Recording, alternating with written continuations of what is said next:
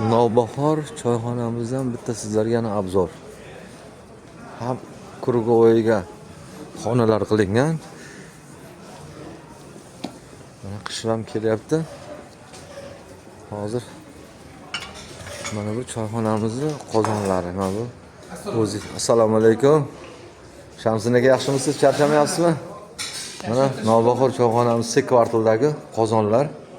Shamsin aka mana boshchiligida butun qozonlarni yuvib, tozalab, har bitta kelgan ulfatlarga qozonni ko'rsatadi, o'zlari ovqat qilishib, o'zlari maza qilib yeyishadi. Mana qozonlar. Qozonimiz xudo xolisa har bitta tochkasida 4 tadan, qarasangiz 8-16 ta qozon bor ekan. Xohlasangiz gazga, bu yerda. Mana bu yerda tandirimiz ham bor. Yo'q, katta qozonimiz ekan, eng katta qozonimiz. 50 kishilik, 100 kishilik ovqat qilamasiz, mana katta qozon. Va denli qilingan. Mana shunaqa joyda men bilishimcha O'zbekistonimizda Toshkentda bitta 7-sini shu Navbahor choyxona qoldi, tabiiy choyxona. Qolgani hammasi komfort plus bo'lib ketdi. Lekin shu choyxonamiz saqlanib qolgan. Bu joyda, bu qozonda Sharaf Rashidovlar ovqat yegan desam adashmagan bo'laman-a? Rahmatli oldingi Islom Abdug'ani Karimov u kishi ham kelganlar, a? Karim bobomiz ham. O'zlar stadionga kelganda aytgan ekanlar.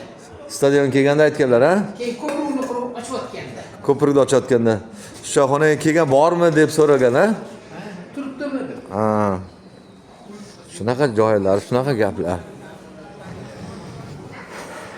Karim bobomiz ham she'rga kelgan, Sharaf Rashidov bo'lgan, KPSda ishlaganlar.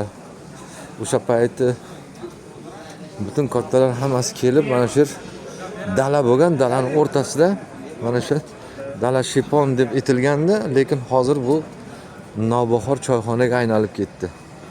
Kimdir mashinasida keladi, kimdir piyoda keladi.